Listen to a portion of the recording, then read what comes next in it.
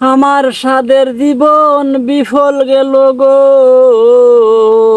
আজ আমার কি হইল গো, ভাবিয়া না পাই।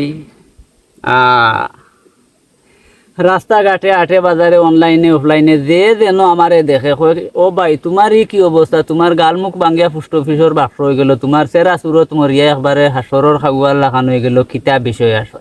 বাইরে বাইরে বাইরে এই কাহিনী তো আমি তো তোমরা কইতে পারতাম না, ঘটনাটা কিতার লাগে কইতে পারতাম না। একদিন মনোর দুঃখে গহীন জঙ্গল গিয়া গাছর তলে বইয়াও কাহিনী বর্ণনা করলাম, সাথে সাথে দেখি রে ভাই কাহিনী বর্ণনা করা শেষ, সাথে সাথে গাছর সারা পাতা জড়িয়া পড়ে গেছে মাটিতে। এখন তোমরার গেছে যদি কাহিনী বর্ণনা করি তোমরার অবস্থাটা কিতা হইব, ওখান চিন্তা করিয়াও আমি রে ভাই এই কাহিনী বর্ণনা করি না। যাই হোক আজকু তুড়াই আর ইশারা ইঙ্গিতে তুড়া কইলাই রে ভাই। ঘটনা হইল আমি তো আসলাম নানি এক দেশের এক বাদশা, একমাত্র এক বাদশা, আর সারা দেশ আছিল আমার, সারা দেশের মানুষ আসলো আমার প্রজা।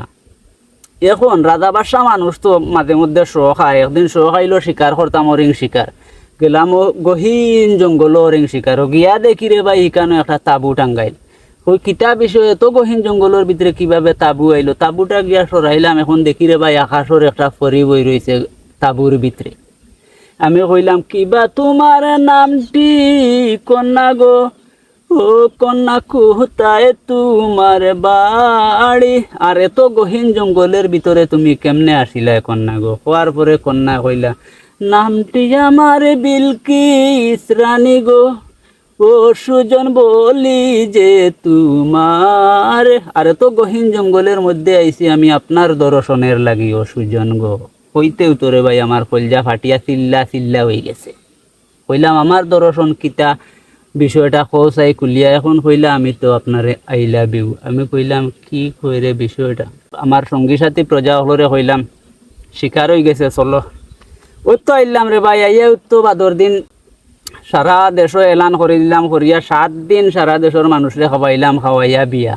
বিয়ার সময় কন্যা কইলা, সুন্দরী রূপসী কন্যা কইলা কইলা রাজা আপনি তো হইলা সারা দেশের রাজা, সারা দেশের রাজত্বর মালিক আপনি, তে আজ থাকি অর্ধেক রাজত্ব আপনার অর্ধেক আমার, কিতার লাগি আমি তো আপনার একমাত্র সঙ্গী সাথী নানি। আমি কইলাম অবশ্য কোনো সন্দেহ নাই, তুমি অর্ধেক আমি অর্ধেক, প্রয়োজনে সারাও তোমার।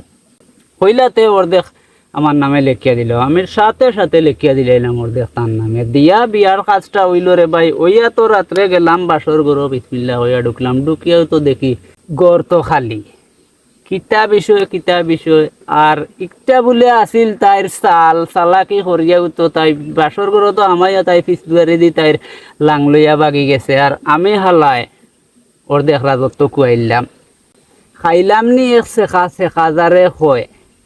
এরপরে কিতা করলাম, এলান করে দিলাম 1 সপ্তাহের ভিতরে, রাগে দুঃখে 1 সপ্তাহের ভিতরে বিয়া করতাম। ঠিক একইভাবে রে ভাই আরেক বিয়া করলাম, হৌ বউয়েও কইল যে অর্ধেক আছে, অর্ধেক তো এগিয়ে নিচে কি, যে অর্ধেক রয়েছিল এর অর্ধেক তাইরে দিলাইলাম। রাইত তাইও নাই ফুটি গেছে, 1 2 3 4 5 6টা আমার অর্ধেক অর্ধেক অর্ধেক অর্ধেক করে নি এখন আর তো খান রয়েছে। এখন কইলাম কিতা করা যায়, কাহিনী তো খুব জটিল, বিষয়টারে বাবা লাগবো। অনেক চিন্তা ভাবনা করিয়া এরপরে কইলাম না আরেক বিয়া করিলতাম।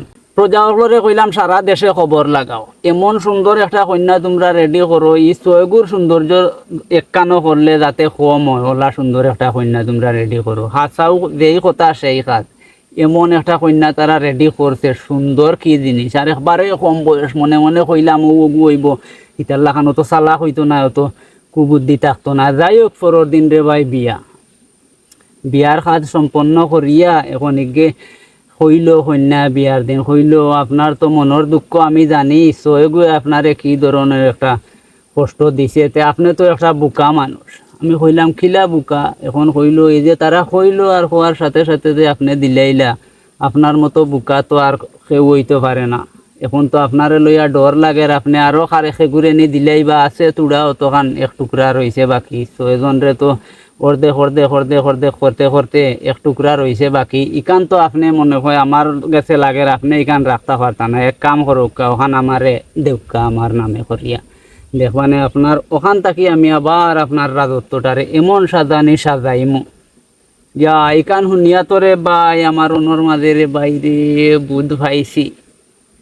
কইলাম এ আল্লাহ গদন তুইও টিকু আসত দিলাইলাম রে ভাই যে এক টুকরা রইছিল টুকরা খান বুঝে বিটা বাড়িঘর বিটা বাসায়ী মহল নানি দিলাইছি রে ভাই দিয়া এখন বিসমিল্লা করে বাসর ঘর যাইতাম বাসর ঘরের ইনো দেখি উবাত তাইর সৈন্য হল ইকান তো এখন তাইরে দিলাইছি এখন ইকানোর মালিক তাই ও তো আমারে গাড় ধাক্কা দিয়া বা করে দিলাইলো এখন চাই রে ভাই তোমরা যে খালি হো তোমার ই অবস্থাখানে হি অবস্থাখানে আমার কি অবস্থাটা হইতো তোমরা চাই ও এর লাগি রে ভাই আইনি কাহিনী গো আমি খেউরুর গেছে হই না রে ভাই আইনি